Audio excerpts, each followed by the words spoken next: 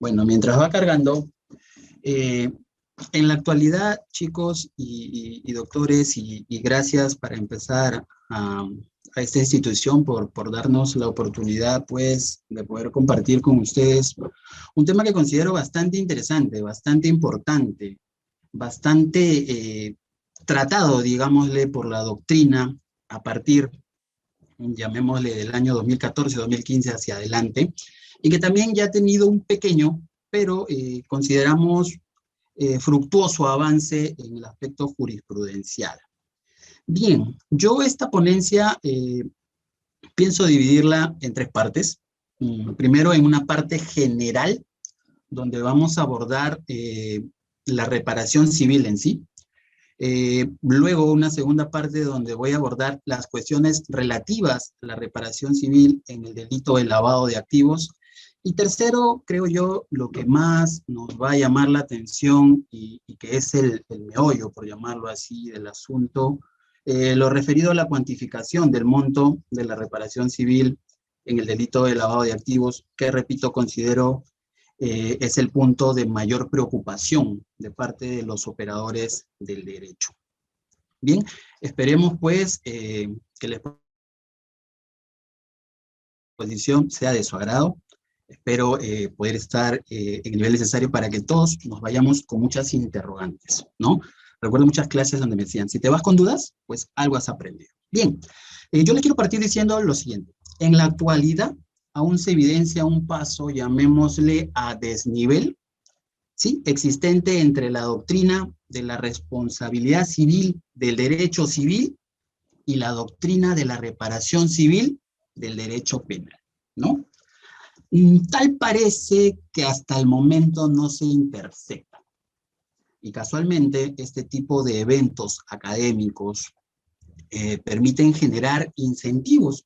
¿Y por qué no llamarles intercambios de diálogos necesarios para generar todo lo necesario para que estas posturas, ¿no?, se intersecten, se crucen, que vayan por un solo camino, ¿no? Abro la presente ponencia señalando lo siguiente. En la doctrina penal, textos importantes de derecho penal, sea parte general, no tocan el tema de la reparación civil, ¿no? Dando a entender más que es un tema de naturaleza civil. Y por el contrario, los textos y manuales de responsabilidad civil enfocan a la responsabilidad civil y por ende a la reparación civil desde un umbral muy civilista, ¿no? Le dan a la reparación civil ese umbral, pero muy civilista, olvidándose que el Código Penal le da todo un tratamiento a la reparación civil, ¿no? Entonces, partimos esta ponencia evidenciando una falta, llamémosle, de diálogo entre ambas posturas, ¿no? Les decía que mi ponencia la he dividido en tres partes. La primera parte, donde vamos a abordar a la reparación civil en sí. Y yo siempre considero que para abordar un tema que quizás para muchos de ustedes sea nuevo, o sea recién escuchado o recién tratado, siempre hay que ir al inicio, el comienzo, ¿no? Llamémosle, remitirnos pues a donde surge el tema de la reparación civil. Y en ese momento, o es preciso, mejor dicho, señalarles los antecedentes históricos de la reparación civil. ¿Y qué tenemos sobre ello? Tenemos lo siguiente. En un comienzo, la reparación civil frente al daño o perjuicio fue más una reacción, llamémosle privada, ¿sí? Mediante, o evidenciada mediante la venganza individual. Luego surge lo que se denomina la reacción colectiva y se generaliza o se da el tratamiento a través de la composición voluntaria, es decir, muchos. Sin embargo, estas reacciones, ¿sí?, embrionarias, llamémosle así, no buscaron una reparación o un resarcimiento del daño, sino más bien buscaban todo lo contrario, que se genere una sanción al agresor, infringiéndole, claro está, un sufrimiento igual o superior al sufrido por la víctima. Pasa el tiempo, ¿no? Pasa el tiempo y con la creación de las organizaciones políticas se consolidan ¿sí? Y la autoridad central se afirma. Ya no queda a libre albedrío el daño, ¿sí? Ya no lo va a tratar el grupo. Entonces, de algún modo, la venganza pasa de ser una composición privada a ser una composición pública, ¿sí? ¿Por qué? ¿Por qué se preguntarán ustedes? Bueno, pues, lo que ya se busca asegurar en esta etapa de la humanidad es algo que hasta nuestros días es muy importante. ¿Qué se buscó asegurar en ese entonces? La tranquilidad pública. La facultad de resolver el conflicto ya fue monopolizado por el Estado. Y a partir de aquí es que el individuo debe aceptar, ¿sí?, la forma de reparación civil que establezca la autoridad. Hasta aquí todo bien, ¿cierto? Lo único que estamos haciendo es un poco recordar y hablando de historia. A esta altura, llamémosle de la evolución del derecho, es que aparece la idea más semejante a lo que conocemos hoy de reparación o resarcimiento del daño de parte del responsable o del causante. Y es así que los estados o el Estado comienza a establecer los mecanismos de ejecución de obligación resarcitoria, ¿no? Aquí podemos citar, pero no es el tema de la ponencia, pues, trabajos tales como las teorías elaboradas por Pufendorf y Dogman, ¿verdad? Donde se estableció como principio general que todo daño genera la obligación de reparar, ¿sí? Entonces, aquí quebramos un paradigma. Aquí se genera un cambio, le llamo yo, dimensional, puesto que a partir de este momento se maneja la idea de reparar el daño o resarcirlo a través de la fórmula que emplee cada estado, ¿sí? Entonces, hasta aquí bien, vamos abordando un poco los antecedentes. Luego yo he preparado una parte de la ponencia que le llamo reparación civil generalidades, ¿no? Donde trato, pues, o busco que cada uno de ustedes que me están escuchando se familiaricen un poco ya con lo que es la reparación civil. Y parto diciendo lo siguiente. La reparación civil ha sido vinculada con el proceso civil, ¿no? ¿Y esto por qué? Porque evidentemente, históricamente diría yo, se le ha considerado como una institución del derecho civil. Sin embargo, y es importante precisar, la tendencia moderna del derecho visualiza la reparación civil como una modalidad de la sanción del delito, ¿no?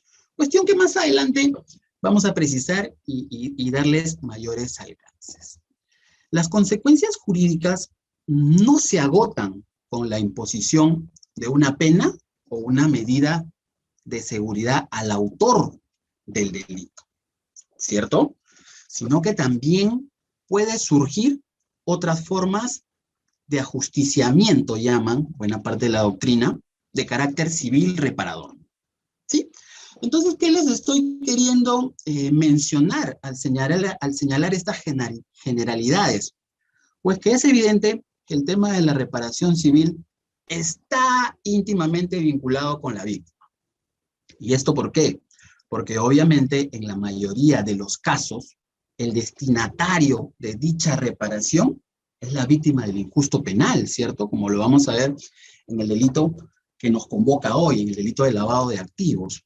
Entonces, además, no me queda más que mencionarles que la reparación civil en el proceso penal se va a fundar, pues, en posibilidades que denomina la doctrina como recompositivas, como atenuantes, y hasta, ¿por qué no? Y aunque una parte minoritaria es quien propone esto, preventivas, ¿no? Recordemos además, para dar crédito a la tendencia que no evidencia a la reparación civil como un atenuante o una prevención del delito, que la reparación civil no tiene efectos de sancionar, sino todo lo contrario. La reparación civil persigue reparar, ¿verdad? Hasta aquí seguimos con las generalidades. Como bien sabemos, la misión fundamental del derecho penal es la protección, pues, de bienes jurídicos. De manera que la intervención del derecho penal no requiere necesariamente de un estado perjudicial. Ya nos vamos dando cuenta de algo que más adelante voy a aclarar. Entonces, nos damos cuenta de que la justicia, llamémosle penal, no solo se ocupa de las consecuencias jurídico-penales del delito, ¿sí? En cuanto a la imposición de una pena, sino que la justicia penal debe responder frente al interés de la víctima en la reparación de los efectos perjudiciales de la conducta criminal. ¿Sí? Es decir, ¿qué les estoy hablando? Se los resumo en lo siguiente, ¿no? De todo lo dicho hasta ahorita con las generalidades, se los puedo resumir en lo siguiente, ¿sí? La ley acumula al proceso penal un doble objeto. ¿Cuál es ese doble objeto? Pues la depuración de la responsabilidad penal unida a la exigencia de la responsabilidad civil. ¿Sí? Bien, entonces hasta aquí generalidades, llamémosle doctrinales. Vayamos al plano jurisprudencial, vayamos al plano práctico. ¿Sí se me escucha todo bien, cierto? ¿Sí? Sí, doctor, se le escucha bien. Perfecto, entonces continuemos. Hasta aquí las generalidades les mencionaba en el plano doctrinal. Vayamos al plano práctico, vayamos al plano jurisprudencial. Yo les cito, como primer punto a destacar, lo realizado en la doctrina jurisprudencial vinculante penal en la casación 657-2014 uso, ¿no? Algunos de ustedes quizás ya lo habrán leído. Pues desglosemos un poco qué nos dice este documento de aplicación vinculante. Nos dice lo siguiente. Nos dice que la reparación civil del proceso penal no es otra cosa que la responsabilidad civil del derecho civil. ¿Sí? Entonces, nosotros tenemos que partir con la siguiente lógica. Cuando hay delitos, ¿sí? Cuando hay un crimen, posiblemente no siempre haya un daño, no siempre haya algún perjuicio que deba ser reparado, ¿sí? Entonces, vamos a partir de lo que nos brinda esta jurisprudencia con lo siguiente. Así como hay daños en el ámbito civil, en el ámbito tributario, en el ámbito mercantil, en el ámbito empresarial, pues lo mismo ocurre en el proceso penal. Lo mismo ocurre en el proceso penal, ¿no? Y dado que hemos empezado hablando de que la reparación civil no es otra cosa que la responsabilidad civil del derecho civil, para nosotros poder analizar y aplicar o solicitar una reparación civil, siempre nos vamos a referir, a pesar del tratamiento que otorga el Código Penal y Procesal Penal, al Código Civil, ¿no? Y es el propio Código Civil el que nos dice que la reparación civil derivada de un delito, sea cual sea, violación, asesinato y otros, puede ser materia de transacción, ¿verdad? Eso nos dice un poco en el plano doctrinal. Y casualmente el Código Civil en su libro sexto, pues, nos habla de la regulación de la transacción, ¿no? Como un acto disponible, como un acto de que la parte puede disponer, ¿sí? Entonces, ¿por qué les digo ello? Porque ello es otra muestra que el ordenamiento jurídico nos dice que la reparación civil es la responsabilidad civil, ¿sí? Entonces, aquí parte el punto de la primera confusión que llamo yo, ¿no? Aquí nosotros, o aquí lo que yo voy a buscar establecer con mi ponencia es dilucidar, ¿no? Es decir, establecer hasta qué punto la reparación civil tiene rasgos publicistas, o sea, rasgos de derecho público, o que la reparación civil es un tema estrictamente privado.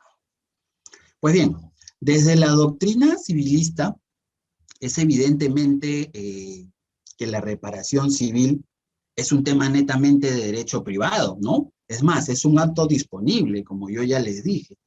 Es un acto, ¿no? Según la doctrina civilista, del cual se podría renunciar a la reparación civil o al resarcimiento. ¿Bien? Entonces, la pregunta va, Si es porque el hecho de que esto se tramita en la vía penal, puede cambiar esa naturaleza privada, ¿cierto? Puede cambiar esa naturaleza privada. Y les comento que hay una doctrina penal de que dice que sí, que hay un interés público en que se paguen las reparaciones civiles, ¿sí? Existe o se habla de que existe un derecho o un tema público por el asunto de ser de que la reparación civil, ¿no? Se tramita pues en el proceso penal, ¿no? A través de una acumulación.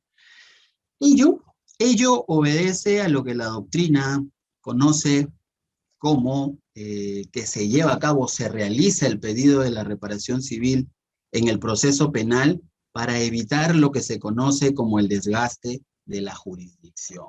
Es decir, ¿no? Se parte de la idea que comparto de señalar por qué la víctima, por qué el actor civil debe tramitar su pretensión en el proceso penal. Por lo siguiente. Primero, que se aplica la lógica de la economía procesal, ¿sí? ¿Ello por qué? Por cuanto, ¿ello por qué? Por cuanto el actor civil o la víctima podría solicitar de una manera más rápida y paralela su pretensión civil, ¿no? A evitar todo el camino tedioso y cansado que tienen los procesos civiles, ¿no? Entonces, una de las primeras conclusiones a las que debemos arribar en este punto, pues, es que la responsabilidad civil se tramita dentro de un proceso penal, básicamente en el delito que nos llama el día de hoy o nos convoca el día de hoy. ¿Por qué? Pues para evitar el cansancio de la jurisdicción, como se le llama, ¿no? Para evitarle, pues, al actor civil, conforme vamos a hablar más adelante, que evite esta molestia de recurrir a una vía un poco más tediosa, como les señalo, a pesar de que puede obtener una pretensión mayor, como también lo vamos a ver más adelante, ¿no? Sumado a ello, recordemos pues que teleológicamente el objeto civil se une, ¿no? Se entronca con el objeto penal en un solo proceso penal para evitar la peregrinación de jurisdicciones, ¿no? Es decir, para evitar que el agraviado, el perjudicado, no tenga que ir a la vía civil para reclamar una indemnización. Bien, y aquí punto aparte mencionarles lo siguiente, ¿no? ¿Qué es lo que respalda, pues, que el actor civil, el agraviado, el perjudicado, pueda ir a la vía penal y no a la vía civil? Pues el fundamento que nos ha señalado, nuestro ente máximo de interpretación de la Constitución, ¿no? Sí, el Tribunal Constitucional en el expediente 2171-2012, en el fundamento jurídico 12, señala lo siguiente, ¿no? El agraviado, al igual que las demás partes del proceso penal, tienen derechos fundamentales. Es decir, el TC nos está diciendo, oye, está bien, tú puedes ser imputado, tú puedes ser acusado, tienes principio de indubio pro reo, un sistema muy garantista como el nuevo Código Procesal Penal, pero esperen un momento, ¿no? Ya el TC ha dicho, esperen, el agraviado también tiene derechos, y estos derechos pues ya han sido reconocidos, ¿no? Y son derechos que tienen una configuración constitucional, y por lo tanto pues tienen vigencia y eficacia, ¿no? Sumado a ello también podríamos mencionar el Acuerdo Plenario 4/2019, que más adelante vamos a hablar un poco brevemente de ello. Entonces, a otra conclusión que arribamos al hablar en esta primera parte de la ponencia, donde hemos hablado de los antecedentes y de las generalidades de la reparación civil, podemos mencionar lo siguiente, ¿no? Como una conclusión más. La reparación civil es un asunto de derecho privado. Sea una persona natural o sea una persona jurídica, es un asunto donde hay un aspecto pecuniario y su tramitación está inspirada en esa naturaleza privada. No es un asunto público. No debemos entenderlo como un desgaste de la jurisdicción, sino como un principio de economía procesal y, sobre todo, y recalco, de conveniencia para el propio afectado, ¿no? Partiendo de que el TC ya le ha reconocido derechos fundamentales en ese aspecto. Pues bien, luego de hablar de los antecedentes, luego de hablar de las generalidades, es preciso ya mencionar una definición de reparación civil. Pues, y sobre ello les menciono lo siguiente. El delito genera consecuencias jurídico-penales y consecuencias jurídico-civiles, ¿sí? En el primer caso, nosotros nos ubicamos, pues, en penas privativas de la libertad, en penas restrictivas de la libertad, en penas limitativas de derecho y la multa, ¿no? Que no vamos a mencionar ello. Pero por otro lado, encontramos a la reparación civil. Básicamente, partiendo de esta idea general y citando a la profesora española Elena Laurruri, ella nos señala que el concepto de reparación civil posee una sección muy amplia, nos dice la profesora, que permite abarcar varias opciones semánticas. Entre ellas, pues, destacan las que se identifican como aquellas medidas que realiza el infractor de contenido simbólico, ¿no? Una presentación de disculpa. Otra de estas acepciones semánticas, pues, es la restitución o compensación o indemnización, que es un poco la esencia de la reparación civil, ¿no? Que es conocido, pues, como el aspecto económico. O el material, que es a través de la prestación de un servicio. Todos ellos a favor de la víctima, ¿no? Que puede ser individual o colectiva. Mencionarles además que el fundamento de la reparación no es otro que la condición de ilícito que acompaña y caracteriza al hecho punible, ¿no? Citando al profesor Bramón Arias, cuando nos señala que no es el delito lo que afecta intereses individuales, privados o patrimoniales, ¿no? Él nos dice, se exige la aplicación de una sanción civil siempre y cuando el hecho calificado, pues, como ilícito genere una responsabilidad delictual y civil, ¿sí? Es decir, hablamos de dos valoraciones distintas, pero que tienen que estar entroncadas con un vínculo de conexión, ¿sí? Además de ello, citar lo que nos dice el propio Código Civil peruano en su artículo 1969, ¿no? Donde se recalca a la esencia de la reparación civil, que es el daño, ¿no? Lo que injustificadamente la gente, a través del delito, ocasiona la víctima, ¿no? Y ello merece, pues, lógicamente, una indemnización, en cuanto no es algo justo, en cuanto es algo injusto, ¿no? Y les comentaba que de allí el Código Penal peruano, en su artículo 1969, reconoce ello, ¿verdad? El código, más o menos a su letra, dice así: aquel que por dolo o culpa causa un daño a otro, está obligado a indemnizar, ¿sí? Siguiendo con esa lógica, el artículo 1970 del Código Civil reitera el mismo mensaje, ¿no? Al señalar, pues, lo siguiente: aquel que mediante un bien riesgoso o peligroso o por ejercicio de una actividad que genera un peligro, causa un daño a otro, está obligado a reparar. Entonces, partiendo de esas definiciones que nos brinda el Código Civil, nosotros tenemos, pues, que decir lo siguiente. Tenemos que decir que la reparación civil es aquella responsabilidad que se origina de un delito, ¿sí? Y que constituirá el objeto civil dentro del proceso penal y que podrá ser, además, pues, reclamada por el agraviado dentro o fuera del proceso penal. Dentro o fuera del proceso penal. Y conforme a ello, dejando el plano de las definiciones doctrinales y yendo un poco al plano jurisprudencial, debemos mencionar lo siguiente, ¿no? Nuestra jurisprudencia ha establecido que la reparación civil surge a partir de la comisión de un delito, ¿sí? Dado ello que todo delito acarrea como consecuencia la imposición de una pena, y dentro de esa pena da lugar al surgimiento de una responsabilidad civil, ¿sí?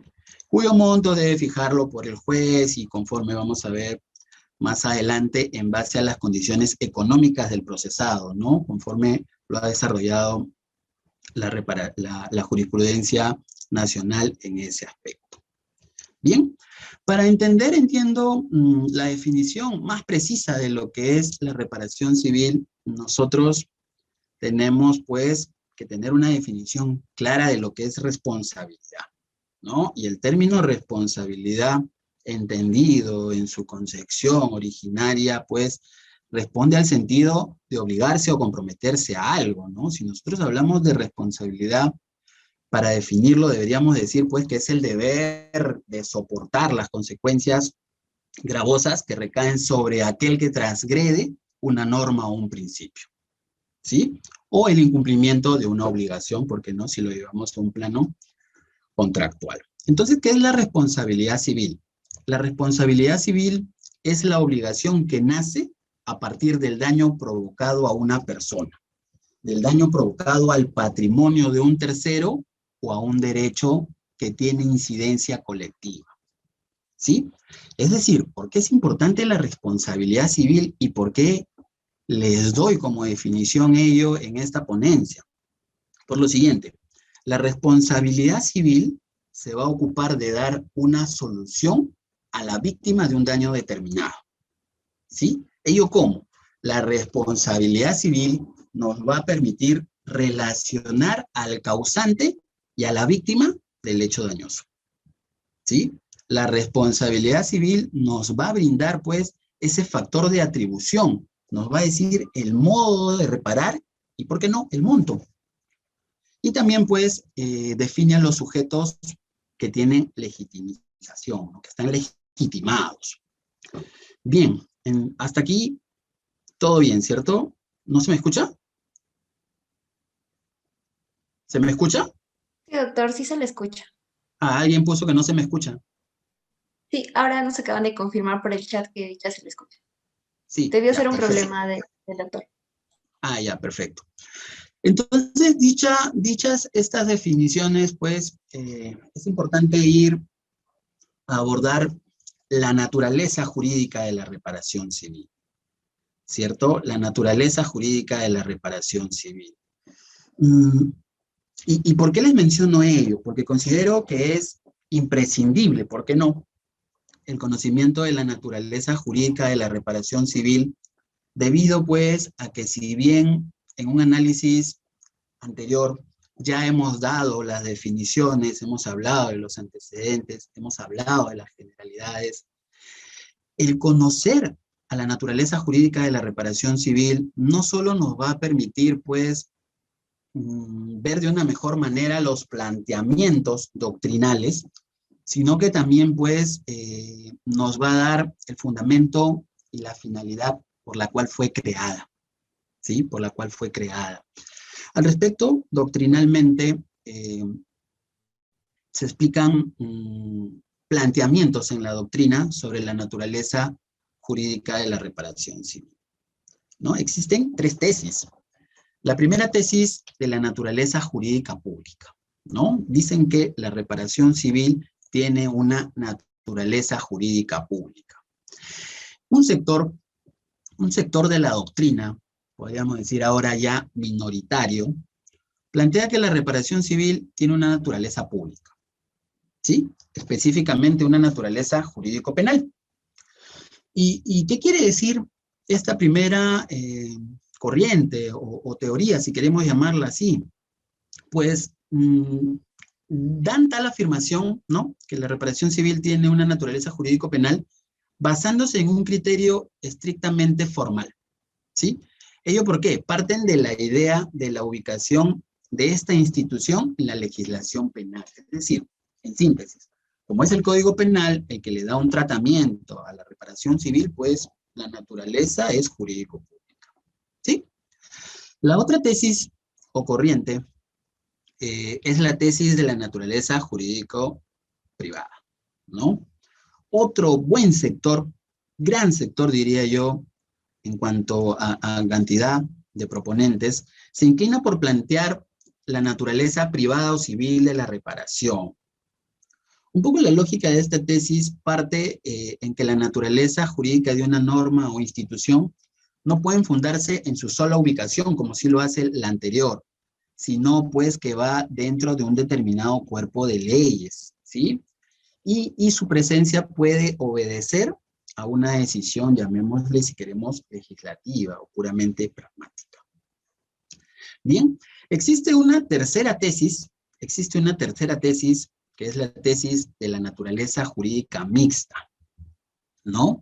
Esta tesis, llamémosle así, nos da un posicionamiento de carácter ecléctico, de carácter mixto, sobre la naturaleza jurídica de la reparación civil derivada del delito. Esta en realidad no ofrece aporte alguno, sino que simplemente realiza o refiere que la reparación civil tiene una doble naturaleza. Es tanto civil como es penal, ¿sí? ¿Ello por qué? Nos dicen, la pretensión tendría naturaleza jurídica o privada, pero el ejercicio de la acción resarcitoria se da en sede penal y por lo tanto es pública. Tienen un poco de lógica, ¿verdad?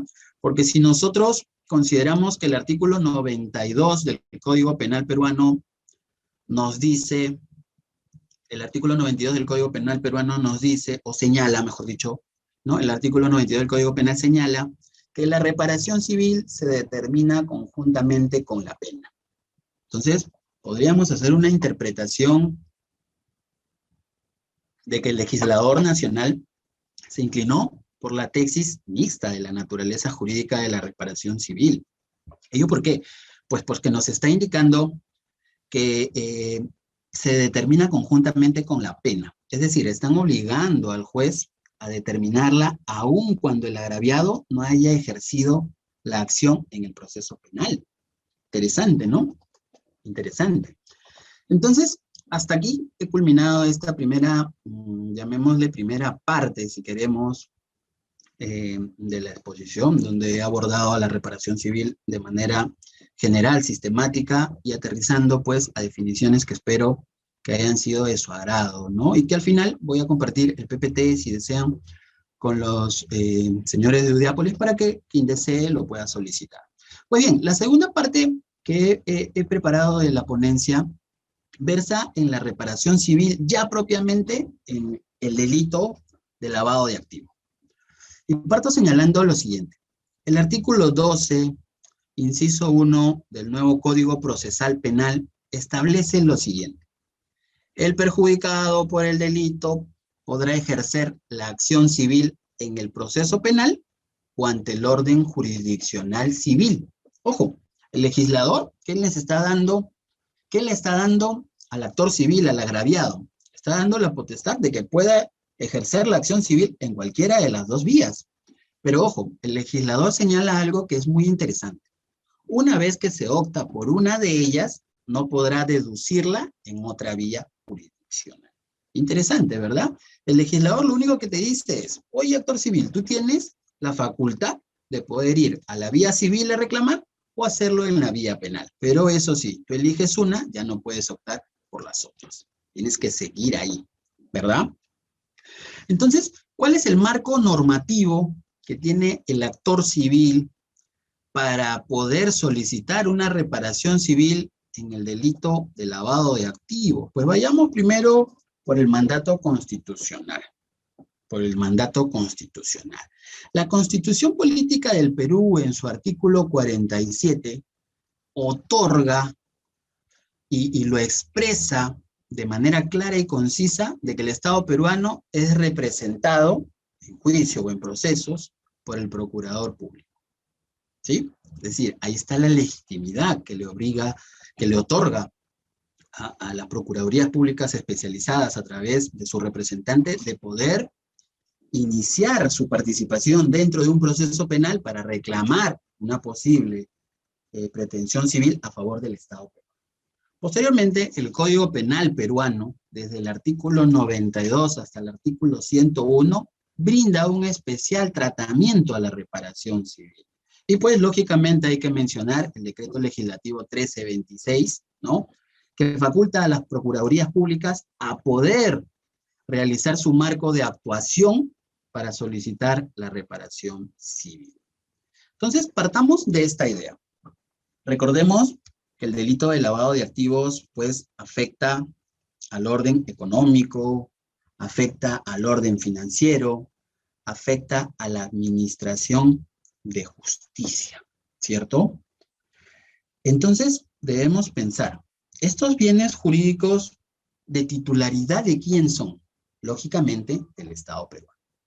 Lógicamente, del Estado peruano. Entonces, ¿quién va a ser el agraviado, el perjudicado en el delito de lavado de activos? El Estado peruano, representado por el Procurador Público Especializado o representado por la Procuraduría Pública Especializada, en este caso, de lavado de activos, ¿cierto?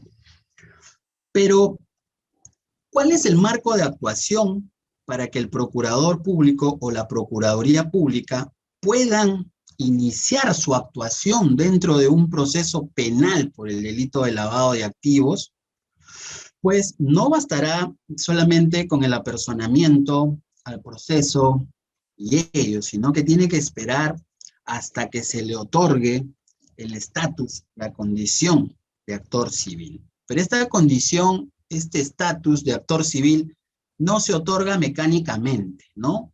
Para ello, la Procuraduría Pública Especializada tiene que hacer una petición al órgano jurisdiccional en la etapa correspondiente y tiene pues que plantear su incorporación o su pedido como actor civil, ¿sí? Entonces, si tenemos que hacer otra conclusión, tenemos que mencionar lo siguiente.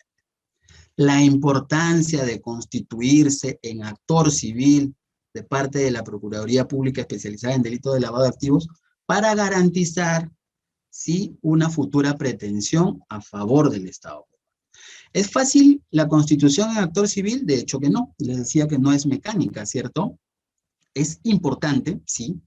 Y casualmente el legislador ha incluido una serie de requisitos formales a fin de constituir la acción civil satisfactoriamente. Al respecto, no solo el artículo 100 del Código Procesal Penal enumera estos requisitos, sino también el Acuerdo Plenario 5/2011, que, dicho sea de paso, castiga con sanción de inadmisibilidad su incumplimiento. ¿Sí? ¿Cuáles son estos requisitos o cuál es la manera en que se debe dar el pedido de constitución en actor civil? Pues conforme al artículo 100 del Código Procesal Penal y conforme a los fundamentos del Acuerdo Plenario 5/2011, la solicitud de constitución en actor civil se presentará por escrito ante el juez de la investigación preparatoria. ¿En qué etapa, en qué momento? Desde el momento en que el fiscal decide formular investigación preparatoria y hasta cuándo tiene el actor civil o la Procuraduría Pública, en este caso, para constituirse en actor civil, hasta antes de que el fiscal concluya la investigación preparatoria. Pues bien, esta solicitud, ¿qué debe contener? Bajo sanción de inadmisibilidad, como lo señala el acuerdo plenario, debe contener lo siguiente.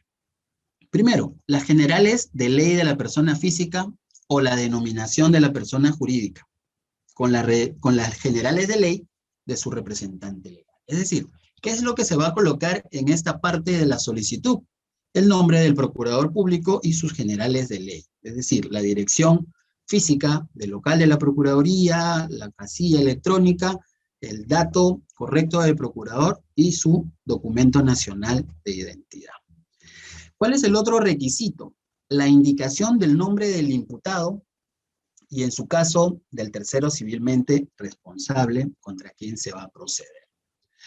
El tercer requisito es el relato circunstanciado del delito en su agravio y las exposiciones de las razones que justifican su pretensión. Y por último, la prueba documental que acredita su derecho conforme al artículo 98 de la norma penal. Bien, dado ello, ¿qué va a pasar? Pues va a pasar lo siguiente, que lógicamente, si es que no hubiera oposición de parte de alguno de los imputados, el juez está facultado de pronunciarse sobre el fondo del asunto. Si hubiera una oposición a la Constitución en actor civil, lo que se va a hacer es convocar audiencia y en una sesión pública se va a debatir los fundamentos por los cuales la defensa técnica de los imputados se oponen y qué es lo que tiene que decir el procurador público al respecto. ¿Sí? Entonces, hasta aquí lo que nos estamos evidenciando, o lo que estamos evidenciando, es que se está frente a una pretensión de índole resarcitoria, ¿sí? Y que la ley penal o la ley procesal exige que el perjudicado ejerza su derecho de acción civil y precise específicamente el quantum indemnizatorio que pretende, ¿sí? Ello conlleva, pues, a que el actor civil, en este caso, individualice el tipo y alcance de los daños cuyo resarcimiento pretende y cuánto corresponde a cada tipo de daño que afirma haber sufrido. ¿Sí?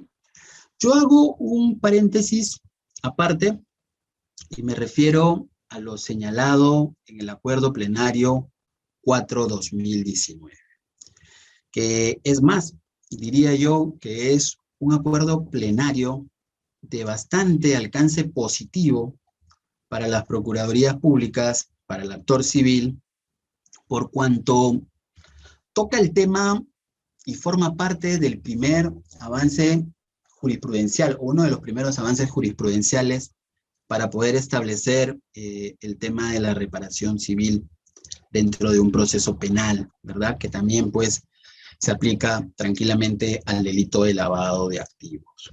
Y casualmente, uno de los aspectos positivos que tiene este acuerdo plenario, pues, es que de alguna forma genera la necesidad de que los jueces fijen un monto de reparación civil proporcional a la magnitud de los daños, ¿sí?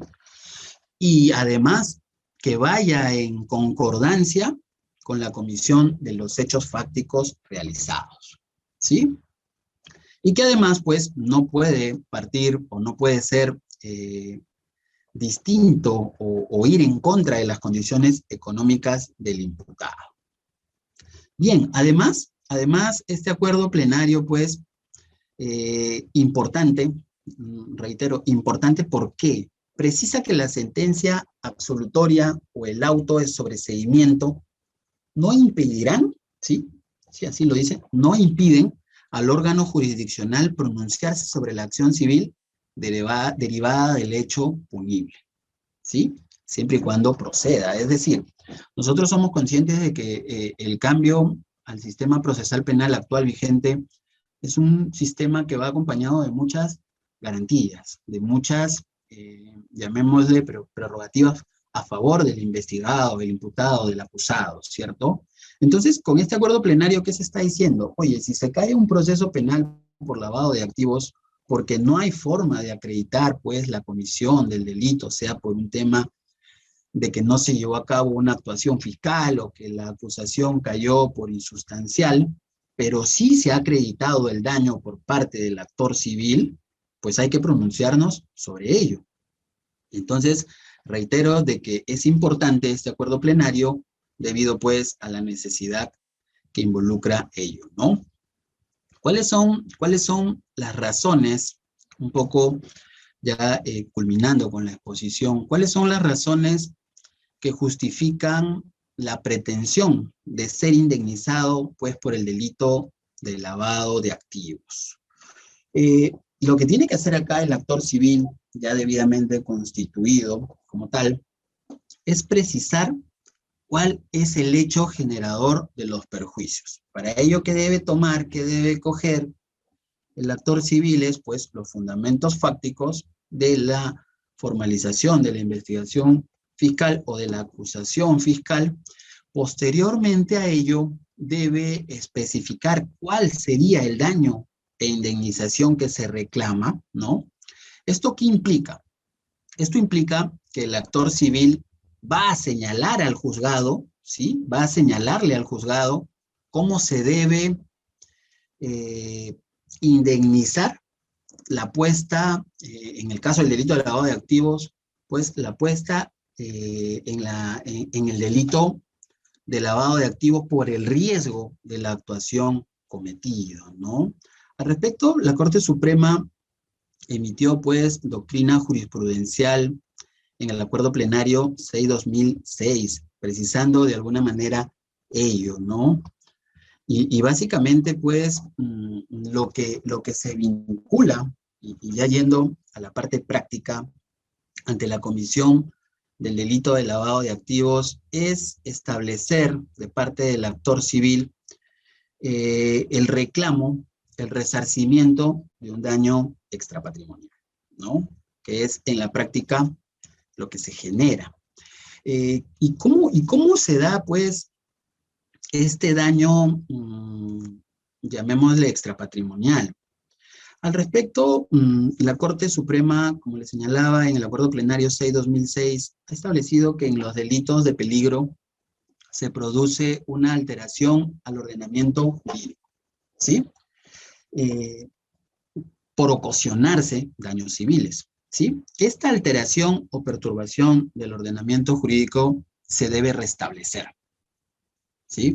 Así como los efectos que directa o casualmente ha ocasionado la comisión. Como les señalaba, en el caso del delito de lavado de activos, lo que el actor civil propone es un resarcimiento al daño extrapatrimonial. Así es que, entonces, el actor civil propone que se ha dañado la reputación del Estado. Se ha dañado el cumplimiento de los roles del Estado. Se ha generado un perjuicio a los bienes jurídicos involucrados. Y dependiendo la naturaleza, pues, se puede dañar al sistema de administración de justicia, si es que partimos de un delito de lavado de activos producto de corrupción, puede ser de magistrados, de fiscales, puede ser que se haya dañado al sistema de recaudación tributaria, si es que a través de la instrumentalización de los actos de lavado, pues, se ha perjudicado a la SUNAT, y entre el bagaje inmenso de delitos que puede surgir. Pero vayamos al daño reputacional, que considero yo que es, en esencia, el punto medular por el cual el actor civil pretende y toca la puerta del órgano jurisdiccional a efecto de que le brinde, pues, un resarcimiento. El daño reputacional, tenemos que mencionar lo siguiente, partiendo del mandato constitucional. El artículo 2.1 de la Carta Magna señala o enuncia que se protege el derecho a la personalidad, ¿sí? Que en el caso del Estado equivale a su institucionalidad. Y desmembrado, esta institucionalidad, pues, se genera a través de su reputación social y a través del cumplimiento de su rol. El daño reputacional de afectación en el delito de lavado de activos al Estado peruano se da de la siguiente manera. El Estado peruano es un Estado que invierte, ¿sí? Invierte su presupuesto ¿en qué? En darle una buena imagen a la comunidad internacional, a sus ciudadanos. Es decir, el Estado invierte una buena parte del presupuesto estatal de todos los peruanos para que la imagen que se brinde al extranjero sea de un Estado limpio, de un Estado puro, de un Estado donde no se permite la comisión del delito de lavado de activos y, pues, lógicamente, de otro delito. Lo que genera de darse, pues, es un menoscabo en esta imagen del Estado peruano. ¿Y cómo se da este menoscabo? Pues se da a través de que se genera el ahuyentamiento de inversiones, ¿no? Si nosotros somos un Estado donde es normal el lavado de activos, donde la Procuraduría Pública no investiga, no acredita el daño surgido a través de la comisión de grandes organizaciones criminales, y el Poder Judicial no sentencia, y el Poder Judicial, pues, no genera el castigo necesario para el reproche común, donde la Fiscalía no hace una labor de investigación acorde, ¿qué va a generar? Va a generar un impacto negativo a esa reputación del Estado, y podría ser, ¿por qué no? Pues que se genere lo que se conoce como el ahuyentamiento de inversionistas, ¿no? Dejamos de hacer un Estado atractivo para las personas que tienen, pues, un patrimonio económico a invertir en el Perú. Se lesiona además, pues, el interés de nosotros, todos los peruanos, de eliminar conductas que de algún modo afecten a la economía, que afecten al orden financiero, ¿sí? Que nos coloque en una situación de riesgo país dentro del delito de lavado de activos, ¿no? Nosotros como ciudadanos nos afligimos y aumentamos muchas veces la desconfianza que tenemos de vivir en una sociedad que maneja dinero de origen ilegal, ¿cierto? Ya se nos ha hecho algo un poco común manejar esta situación y pues este daño reputacional además genera un fenómeno a través del cual las personas dejan de ver esto como algo impotente, como algo de reproche y por el contrario, aceptan este tipo de comportamientos de lavado de activos, ¿no? Ustedes se preguntarán, pero el ponente está que habla de que en un delito de lavado de activos se le debe resarcir al Estado con todo lo que ha invertido. No.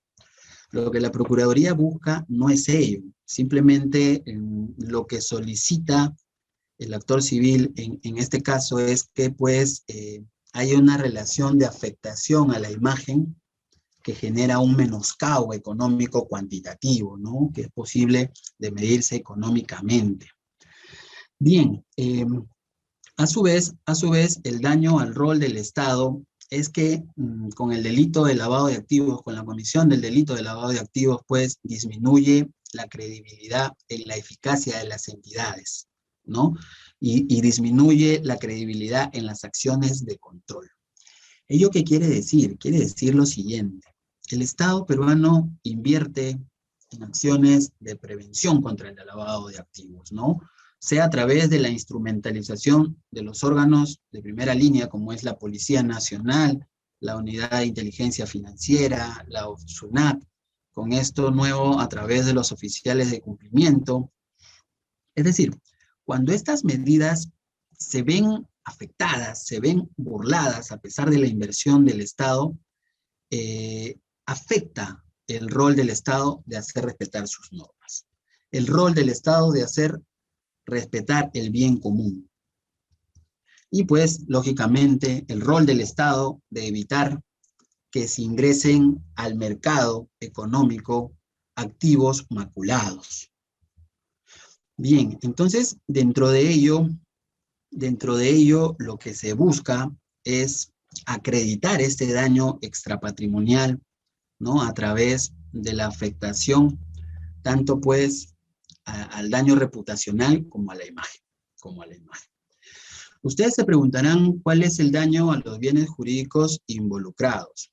Como les señalé, el delito de lavado de activos, pues, es un delito pluriofensivo, ¿verdad? Es un delito donde se afecta el orden financiero, la administración de justicia, el orden económico. Entonces, con ello, lo que se genera es, pues, una suerte de inestabilidad dentro del rol organizacional del Estado y que definitivamente impacta a la ciudadanía en conjunto, ¿no? El tema, por citar una solamente de la afectación de los bienes, ya que podrían ser en cada caso distinto, vayamos a analizar la afectación al sistema financiero, ¿no? La afectación al sistema financiero se da de muchas maneras. Una de ellas puede ser cuando ingresan dólares de actividades ilícitas, dólares maculados. Se genera una sobreoferta bajo su precio, perjudicando pues a quienes reciben ganancias en dicha moneda y teniendo un impacto a menor escala, pero que si se da en una conducta repetitiva, pues genera un impacto ya considerable, ¿no? ¿Cómo se puede poner en peligro a la administración de justicia? Cuando el agente o el individuo que decide cometer el ilícito de lavado de activos, la conducta de alejar dinero de su origen, ¿qué es lo que utiliza? Utiliza, pues, instrumentalización del derecho, ¿no? O sea, realizando actos de ocultamiento a través de un familiar, se da un sinfín de afectaciones al ordenamiento jurídico en la administración de justicia. Pues bien, lo otro que debe hacer el actor civil para acreditar el posterior pago de una reparación civil es señalar la antijuricidad o ilicitud civil. ¿Sí? Es decir, el actor civil aquí le debe decir, debe tocar la puerta del órgano jurisdiccional y debe señalar: la conducta desarrollada por el agente no está autorizada por nuestro ordenamiento jurídico.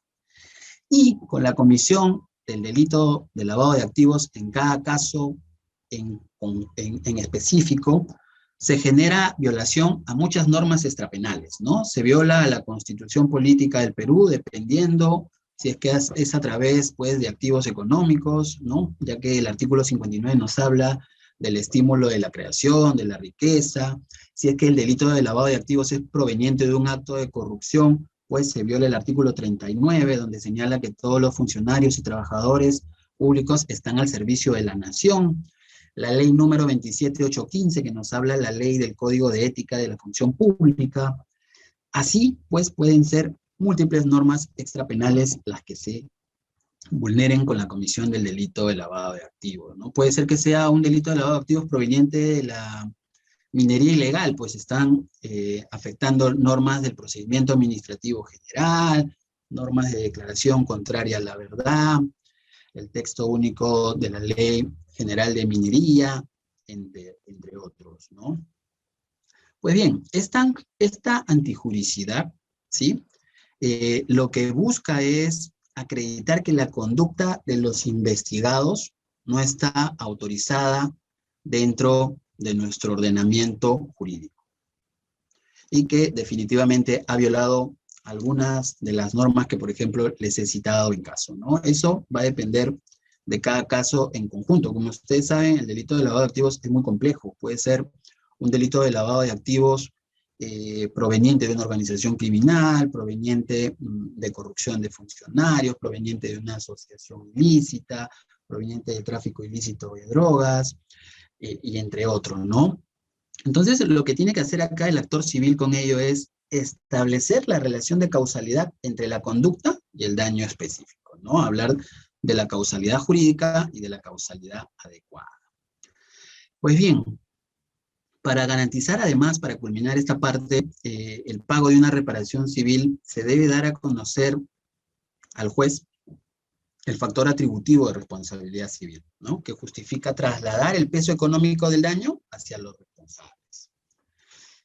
Lo que más nos importa, y ya con esta parte culmino porque creo que me estoy pasando de la hora, ¿cuál es la cuantificación del monto de la reparación civil en el delito de lavado de activos? Y que casualmente, pues, si queremos abordarlo en una temática general, diríamos que es uno de los puntos donde más hay discusión de parte de la doctrina y de la jurisprudencia nacional, ¿verdad? Han habido múltiples casos, podría citarles varios, como el caso, pues, de aquella señorita que fue al médico para que le haga una operación y generó su muerte y le pagaron un monto de reparación civil de 50.000 soles, o el caso de unos niñitos, pues, piuranos, gemelos que perdieron la vista y se les pagó 700.000 soles, o el caso, pues, de este niño con autismo que falleció y se le pagó 800.000 soles, ¿no? Entonces, ¿qué quiero decir con ello? Quiero decir lo siguiente: no existe un consenso, para establecer la cuantificación de la reparación civil en general, mucho menos en el delito de lavado de activos. Debemos partir del análisis principista de que el delito de lavado de activos es pluriofensivo, por ende va a afectar a muchos bienes jurídicos que repercuten en una afectación negativa a la imagen del Estado, ¿sí? Entonces, dado que el perjudicado es el Estado peruano y por ende todos nosotros los ciudadanos, el monto que se basa en las Procuradurías Públicas Especializadas para el pedido de reparación civil es el doble de la suma lavada, ¿no? Con ello tratar de algún modo de satisfacer ese daño reputacional que ha generado este daño al Estado. Y bueno, no basta solo con mencionarlo, ¿no? Ahí es trabajo del actor civil mencionar lo siguiente, ¿no? Que para aplicar esta regla del duplo, se debe señalar que el daño causado trasciende más allá de la suma que fue lavada, es decir, ir más a la acción en sí generadora del daño que a la consecuencia monetaria, ¿no? Asimismo, el actor civil aquí lo que debe mencionar es que la regla de cometer un delito nunca debe ser más beneficiosa que la de respetar las leyes, ¿sí? Además, lo que busca el actor civil con este pedido de cuantificación es lo siguiente: desincentivar económicamente la conducta. Al pedir el duplo de la suma lavada, pues se debe pagar de algún modo un mayor beneficio al que la parte pudo disponer. Y asimismo, pues tiene su fundamento en que la Corte Suprema ha señalado que la reparación civil tomará en cuenta la suma lavada, ¿no? Es decir, no puede ser menos al monto lavado, sino siempre hacia más. Pues bien, con ello yo he culminado esta presentación, que espero que haya sido de su agrado. Quedo abierto a cualquier pregunta y a manera de conclusión mencionarles lo siguiente, ¿no? Siempre, siempre, y espero por favor que un poco tenga impacto lo que voy a decir, planteemos siempre interpretaciones que protejan a las víctimas, que protejan a los agraviados, que protejan al Estado. Al final de cuentas, doctores, recordemos que el Estado somos todos nosotros, ¿sí? Entonces, con ello he concluido, quedo abierto a cualquier interrogante, a cualquier pregunta que se me quiera hacer.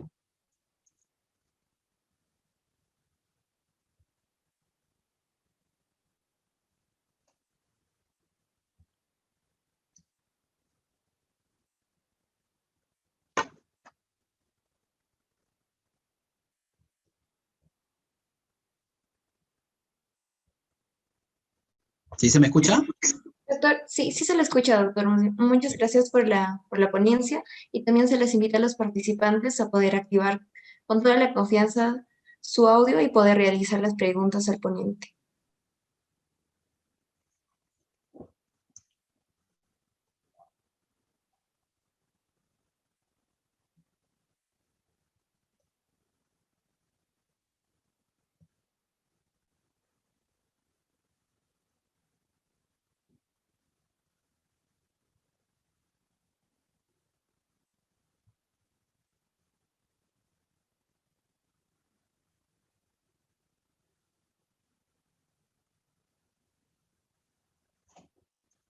Parece que no hay preguntas.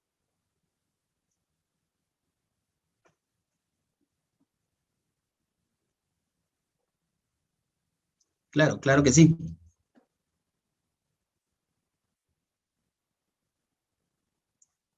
A ver, a la pregunta que realiza la doctora Ada sobre mencionar los acuerdos plenarios, pues lógicamente, ¿no? Mencionar primero el acuerdo plenario 4/2019, que como les mencionaba, de alguna forma es uno de los más recientes mecanismos jurisprudenciales que otorgan un soporte a esta pues, reparación civil, ¿no? Y sobre todo el acuerdo plenario 5/2011, que de algún modo es el acuerdo plenario a través del cual el actor civil puede, de alguna forma, llegar a constituirse como tal.